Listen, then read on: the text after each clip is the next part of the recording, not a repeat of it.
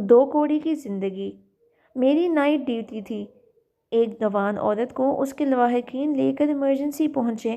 گھر میں دائی کے ہاتھوں 5واں بچہ جنتے ہوئے کیس خراب ہوا تھا اور وہ بے ہوش ہو گئی تھی، تو گھر والوں نے ہسپتال لے جانے کا سوچا۔ 5ویں سال میں یہ 5واں بچہ تھا اس عورت کا، جس کی عمر 23 سے 24 سال کے لگ بھگ تھی۔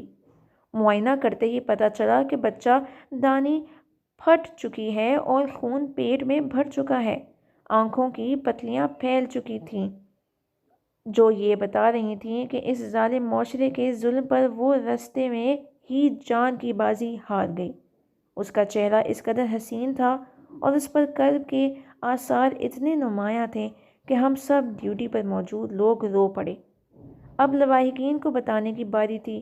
ہماری پروفیسر نے ہم 2 لوگوں کو بھیجا کہ انہیں سب بتایا جائے اور انہیں تسلی دی جائے۔ لواحقین میں اس کا شوہر اور 2 ادھیڑ عمر خواتین تھیں۔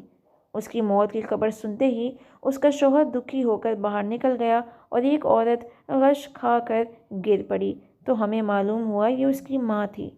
اسے فوراً طبی امداد کے لیے بھجوایا گیا۔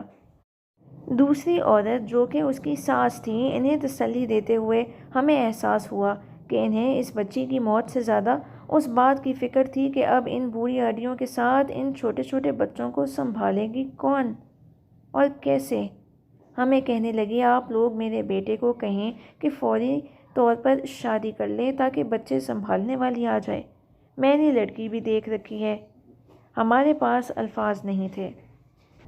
بس 1 گھنٹہ ہی تو ہوا تھا ابھی اس کی موت کو، جس کا متبادل ڈھونڈنے کی تیاری بھی ہونے لگ گئی۔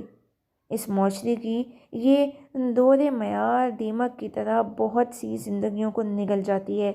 بہو کو درس دیا جاتا ہے کہ بچے پر بچہ پیدا کرو، آپریشن بھی ہوتے ہیں تو کوئی بات نہیں، لوگ 10 بھی تو کروا لیتے ہیں۔ زیادہ بچے جننے والی عورت ہی جنت میں جائے گی۔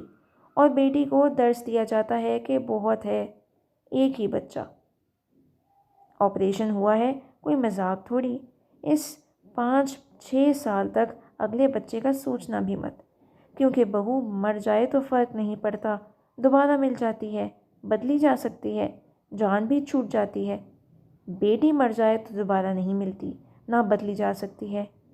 ایک جیتے جاگتے انسان کی زندگی کو 2 کوڑی کا سمجھنے والے یہ لوگ جب خود پر پڑتی ہے تو کہتے ہیں کہ آزمائش نیک لوگوں پر ہی آتی ہے۔